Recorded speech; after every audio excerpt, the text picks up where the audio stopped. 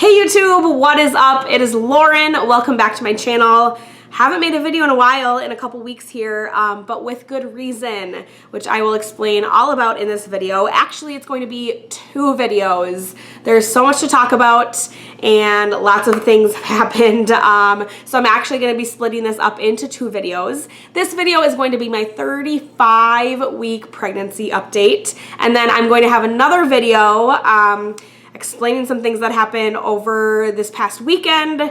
Little sneak peek, I spent overnight in labor and delivery being observed. I have been tested for COVID twice in the past 4 days or so. So be on the lookout for that video. I'm gonna record it right after this. And so you'll have more information in a little bit there. If you haven't already, or if you're new here, please be sure to subscribe. Give this video a big thumbs up. Turn on your notifications so you don't miss any of my videos, and comment down below. So today is, looking at my computer here, Thursday, July 30th. I should know this because it is actually Teddy and I's 4-year wedding anniversary. We got married on July 30th of 2016. A little picture here of our wedding.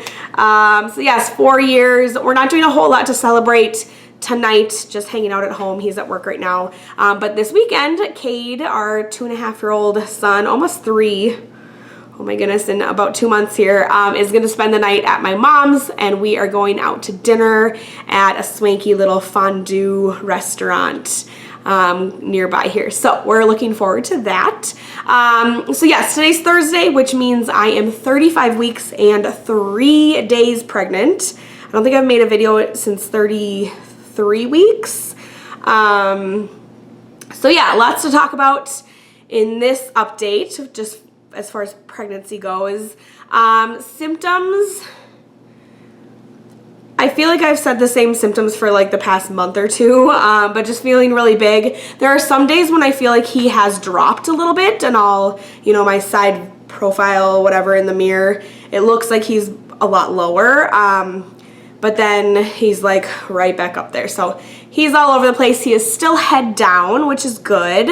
And at this point, I'm thinking, I mean, they can always flip, but he should be staying head down just based off his size too, because he's a big boy. So head down, which is great. Hopefully for labor, he will be face down, facing my back, which is how you want them positioned for labor. What else? I have begun leaking colostrum a little bit from the boobies. So I've been hand expressing and collecting some colostrum and freezing them. I just bought like 1 ml oral syringes on Amazon, so they don't have a needle, but they have a cap. They're individually packaged, so they're sterile. And so I think I have, gosh, I don't know, 8 or 10 milliliters frozen. Kind of just hand expressing in the evenings usually, like after a hot shower, that I'll be leaking more. So that's exciting, I guess. I never leaked, I mean, maybe a little bit with Cade, but I didn't have the knowledge to know, like, you can collect it and freeze it in syringes and bring it with you to the hospital. So because I have type 1 diabetes, it is pretty much a guarantee, like almost inevitable, that baby's gonna be having low blood sugars after birth. Cade's first blood sugar after birth was 17, which is scary. I think, I wanna say for a newborn, they want it above like 45 or 50, which is still really low. I personally, as a type 1 diabetic, start to feel low under 70, 70 or 80 even. Although with pregnancy, I'm beginning to be more comfortable hanging out in the 70s, especially during the day. So yeah, 60s, 70s, I'll start feeling low. So yeah, that was scary for Cade, and we did have to supplement with formula. So I'm really hoping with Sawyer here, baby boy number 2, we won't have to supplement with formula. Now I know a little bit more just about like the benefits of breast milk. And so if we did, if my colostrum that I'm bringing isn't going to be enough, I would look into donor milk, which is an option at the hospital that we are delivering at. Sorry, I'm out of breath. You can hear in my voice, not feeling too hot as well. which I will talk about in the next video. What else? I am up to 3 cups a day of drinking red raspberry leaf tea, and I did start eating dates. 6 dates a day. I just started that the other day, actually. I know in my last video I was kind of contemplating whether it really did anything. They're, you know, pretty high in sugar as far as diabetes, and like just giving myself a lot of insulin for them. So last night I was munching on my 6 dates, and I think I had to take like 42 units of insulin just to eat these dang dates. So, but at this point, I'm literally at the point of I will try anything to have a vaginal birth and to avoid another C-section, which C-section date is now 26 days out. So it's hard because I'm only 35 and a half-ish, whatever, weeks. So no, I don't want to go into labor quite yet. Ideally, I would get to that 37 week full term. I know people consider full term different weeks, but I think the majority of people say 37 weeks is full term. So yes, ideally I would give them another like week to bake in there. But when I also hear C-section is 26 days out, I am like, holy crap, operation get this baby out of me vaginally as soon as possible. Because he's not getting any smaller in there. I have my next growth scan at 37 weeks as well, so about a week and a half. We will see how big he is measuring. Quick reminder, at my 33-week growth scan, he was an even 6 pounds. So they say half a pound gained a week. And so at 37 weeks, he should be around 8-ish pounds, which, yeah, that'd be good to birth. No bigger than that. Yeah, so red raspberry leaf tea, eating the dates, hand expressing colostrum in the next week or so here, telling my husband we're doing it every single day. Lots of walking. I'm going to be doing, need to find like a good curb around here to do the curb walking, which is good. I don't like, oh, another thing I'm doing.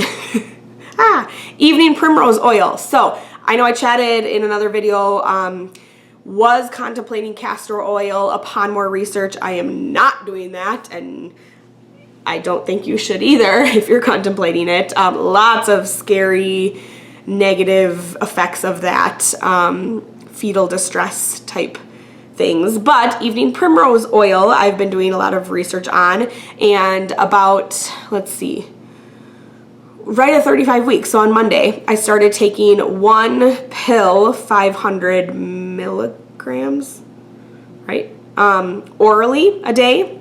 And then next Monday at 36 weeks, I'm going to be taking 1 pill orally and then inserting 1 pill vaginally. So it's meant to help soften the cervix and just get it ready for labor. So yes, I will be doing that, potentially closer to, 37, 38 weeks, upping the dose as well, maybe taking 2 orally, so 1,000 milligrams. Hopefully that helps. And at 36 weeks, next Monday, I will be getting like the Group B strep swab, fun stuff, and then she'll just do a quick cervical check as well. So I'm super curious if my body is doing anything. Still having lots of Braxton Hicks contractions, 10 to 20 a day, it seems like, a lot in the evenings. So yeah, I'm just curious if my body is doing anything.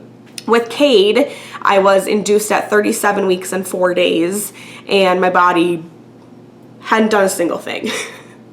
In fact, my cervix was so high and like closed that cervical checks were super, super painful and uncomfortable. She could not do a membrane sweep because you have to be at least a little bit dilated for them to get up in there. So yeah, I had many rounds of Cervidel and Cytotec, which is the cervix softening medications. But yeah, so that's where I'm at. Just feeling big and ready to be done, but at the same time, I know he needs to cook a little bit longer, because just because you have a big baby doesn't mean that they're fully developed. So my doctor reminds me this all the time, like you can have a 9-pound baby that has to go to the NICU for underdeveloped lungs. So we do want to make sure he's fully cooked in there, but I also obviously want to give birth vaginally, and so I'm hoping he doesn't get too big. Let's check quick with the Ovia app. For fruits and vegetables, Sawyer is the size of a bunch of carrots. Parisian Bakery, he is the size of, oh man, 2 clafoutis. Black cherries baked in a batter. Okay. Fun and Games, he is the size of a kid's backpack. And Weird But Cute Animals, he's the size of a mini lop rabbit. I had one of those growing up. Oh, so cute. All right, let me show you the belly. I am getting some new stretch marks, and actually new stretch marks. They're like my old stretch marks continuing to stretch. So you can see like the faded stretch mark, and then on like either side of it, there's like continuous, you know, the new fresh red stretch marks. So my belly, my thighs, whatever. And same thing with my first pregnancy. I feel like my belly button is going to disappear. Like, it is so teeny tiny. It just, I don't know. So here is the, ooh, hold on to the wall here. Here's the 35-week belly. Whew. I don't know how much bigger I can get, you guys. Pump site chilling there. Yeah, sometimes, I don't know, sometimes I feel like he's dropped. Sometimes he's like still way up in here. So we shall see. So like I said, be on the lookout for another video explaining why I sound like crap and just some excitement that I have been through in the past few days here. Thank you so much for watching, and I will see you for my next video. Bye, everybody. Mwah.